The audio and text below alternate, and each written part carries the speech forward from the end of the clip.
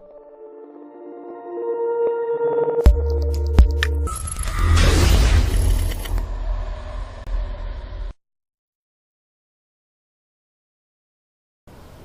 ka mid ah beelaha deegaanka gobolada oo ka arrimiyo maamulka koonfur galbeed ee Soomaaliya ayaa waxa lagu caleemo saaray malaaq cusub sida warkaan inoogu faahfaahinaya wariyaha Xasan Kaahiye. munaasabadan oo ay ka soo qayb galeen waxgarad salaadiin cuqaal iyo dhergarad ayaa ujeedkeeda waxa uu ahaa caleemo saarka malaaq Maxamed Xasan Boorow oo ah malaaqa beesha geeladle oo lagu caleemo saaray magaalada Baydhabo ee xarunta gobolka Baay. waxgaradkii madasha ka hadlay ayaa waxa ay bogaadiyeen malaaqan ay caleemo saaratay beesha geeladle waxayna ugu baaqeen inuu la yimaado waxqabad. sida hor la sheegay malaaq guudu degli marfleen qowda khaasatan beela reer geeladle ku jeeda wayla ray Maxamed Xasan Boorow waa nin dhalinyaro ah waa nin mutacallim ah waa nin ahludiin ah boqolato 40 dhamay ilmana ka daraday in badan markii beelo wala isoo qabsatay ku fikirtay odayaasha ay siyaasiinteeda fadhaatay ilaa xulay ujeedada wali haytay qof wanaagsan oo muslimiinta anfacaa dariskana anfacaa hogaanka walwaladan ka faraxsana talamaad dadku ku dhalnay reeyo leeraw ma ka saayan hogaanka walus ee dad muslim ilaahay noo weeli gibartita markii oo lan siyaasa lama shardi kiri ilaahay ida jaakum man tarlawna diinahu wa khuluquhu fasawjuhu arnabu hadii lan ka siin kooyo diintiisa akhlaaqis feeliin gibartiin guure leeray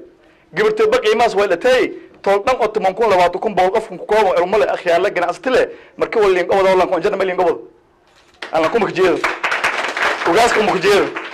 وأنا قاعد تطلع بقولكم أفكارهم أو جناستلا ولا ملا أخيال بلان له ولا كست intelligent والفهم سن لا ده بالبرد كجران لان كوالبن هاي نجات أمام مسموريان بس والبن هاي وجاس هلا ولا اسمه كهر مرو. إنك فرح سنة حنبلي يلا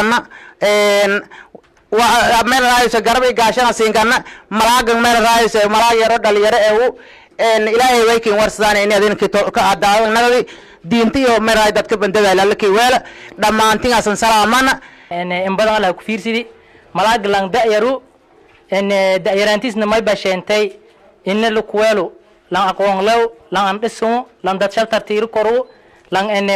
ولا دتكو قلدني ولا يكلا صح كرو مرك إن شاء الله تعالى إن جيل ددوي إنه هو بدنو جرله مالك واينا لكن ولا سلام حلي ما يبغى أقوان اللي أنقسني لان أطبع كرو ولدين إيدي marka insha Allah taala masiinka bada waqti dheeri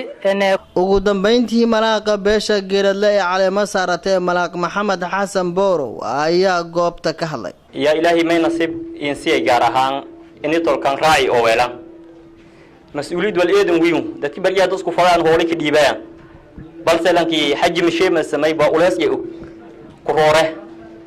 ana door jeer yaa ha taalo dhaafo yahay balse yoo ha ila doonadaan